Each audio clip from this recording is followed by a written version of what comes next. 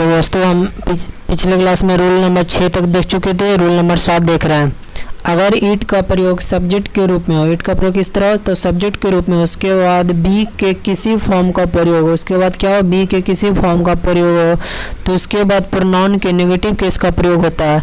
जैसे it is I, आई क्या है तो नॉमिनेटिव केस है यानी सब्जेक्टिव केस है। Who am to blame. आगे देखते हैं, आगे यूज ऑफ ईट के बारे में देखते हैं। रूल 1 बोलता है ईट का प्रयोग जानवर, निर्जीव पदार्थ, देश एवं शिशु के लिए होता है। ईट का बहुवचन दे होता है।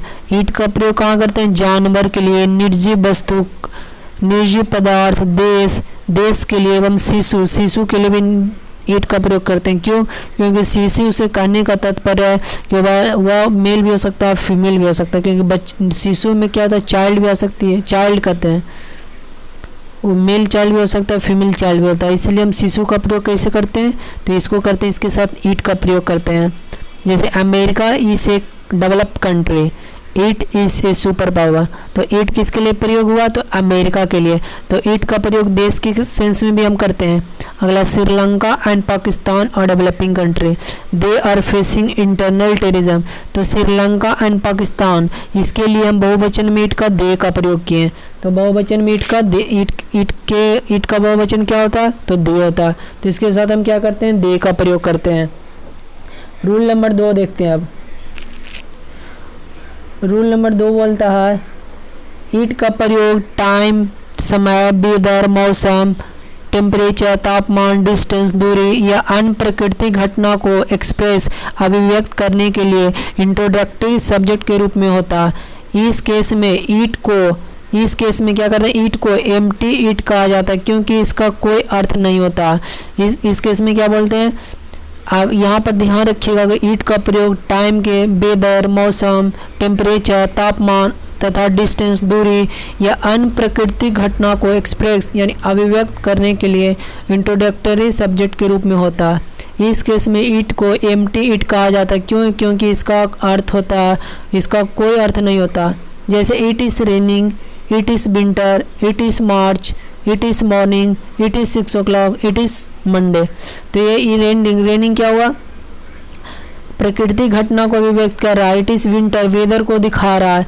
रेनिंग भी एक वेदर है, जैसे गर्मी, बरसात, जाड़, ये सारे क्या है वेदर, मौसम तो ये क्या सीजन हुआ, ये सीजन हुआ प्राकृतिक घटना लेकिन है इसको। मार्च क्या हुआ महीना का नाम हुआ, मॉर्निंग हुआ टाइम 6 o'clock टाइम हुआ, और मंडे क्या हुआ ये डे का नाम हुआ। ये सारे हम इसको ईट का प्रयोग से दर्शाते हैं। आगे देखते हैं ईट का प्रयोग infinity 2 plus V1 gerund V4 clause के बदले भी होता है। जैसे it is easy to solve it, it is easy to solve it, it is said that virtue is its own reward. तो इट का प्रयोग क्या कहाँ करते हैं इन्फिनिटी के फॉर्म में करते हैं, जेरेंड के फॉर्म में करते हैं, और क्लॉज के बदले भी होता है। अगला रूल 4 बोलता है ईट का प्रयोग सेंटेंस के सब्जेक्ट के नॉन के रूप में नॉन या प्रोनाउन पर जोर डालने के लिए होता है।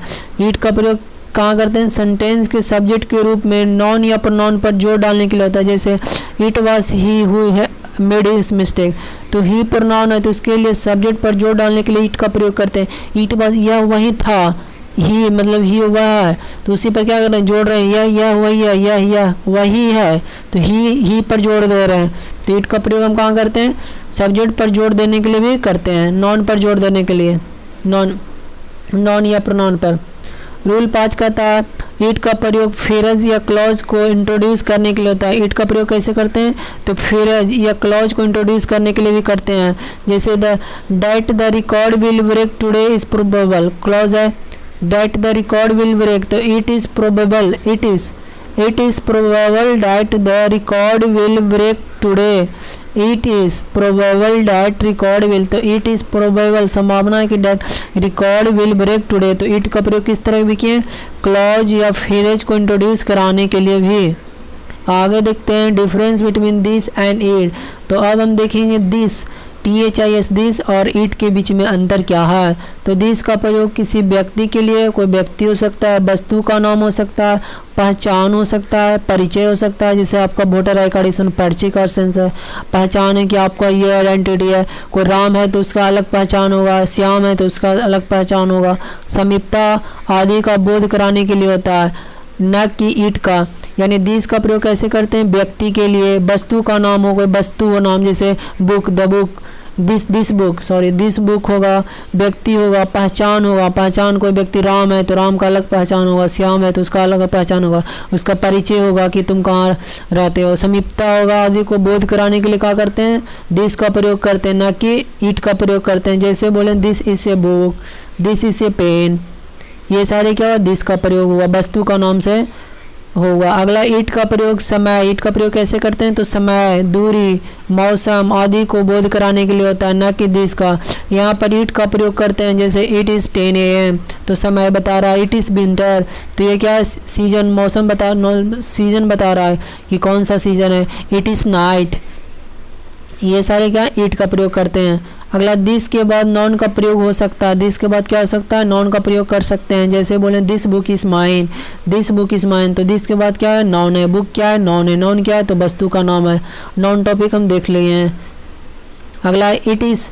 इट के बाद नॉन का प्रयोग नहीं होता। इट के बाद क्या होता है? नॉन का प्रयोग नहीं हो सकता, क्योंकि नॉन के स्थान पर प्रोनाउन का प्रयोग होता है, क्योंकि नॉन के स्थान पर क्या होता है? प्रोनाउन का प्रयोग होता है। तो ईट के बाद नॉन का प्रयोग नहीं हो सकता, क्यों नहीं हो सकता? नॉन के स्थान पर प्रोनाउन का प्रयोग होता है। जैसे इट बुक इज माइन तो ईट के बाद नॉन का प्रयोग नहीं होगा, इट इसको लिखेंगे इट इज माई बुक। अगला दिस का प्रयोग किसी सिंगुलर नॉन की तरह इंगित करने के लिए किया जाता है जब वह नॉन समीप में हो। दिस का प्रयोग सिंगुलर नॉन में की तरह इंगित करने के लिए प्रयोग करते हैं। कब? जब नॉन समीप में हो। जैसे this boy is very intelligent, जब नॉन क्या हो? This boy is very intelligent तो उस तरह इंगित करने के लिए भी हम लोग करते हैं दिस का प्रयोग। अगला ईट का प्रयोग किसी सिंगुलर निर्जीव वस्तु शिशु के लिए प्रोनाउन के रूप में होता है। तो ईट का प्रयोग कैसे करते हैं? सिंगुलर निर्जीव वस्तु शिशु के लिए प्रोनाउन के रूप में होता है। जैसे बोले it is a splendid moment, it is a splendid moment. अगला दिस के बाद नॉन का प्रयोग हो सकता है। दिस के बाद क्या होता है? नॉन का प्रयोग होता है। जैसे this book is mine, this के बाद नॉन का प्रयोग होता है, लेकिन ईट के बाद नॉन का प्रयोग नहीं होता। यहाँ पर देखिए ये दोनों में अंतर।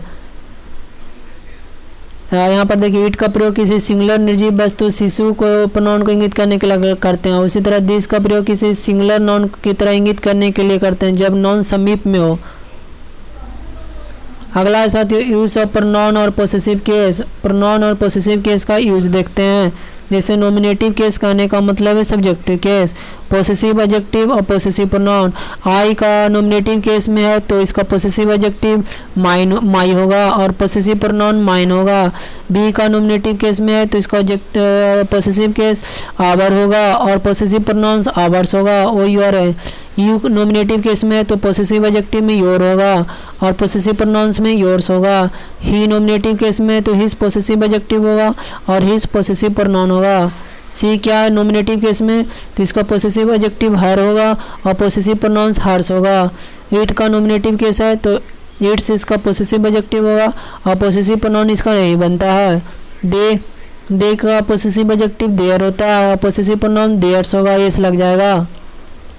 आगे रूल 1 में पोसेसिव प्रोनाउन का प्रयोग नॉन के पहले नहीं होता, ये ध्यान रखिएगा कि पोसेसिव प्रोनाउन का प्रयोग नॉन के पहले नहीं होता है। जैसे our school was closed for 4 days तो our school was closed for our school, ours नहीं होकर आवर होगा। पोसेसिव प्रोनाउन का प्रयोग नॉन के पहले नहीं होता है, इसलिए our school was closed for 4 days होगा।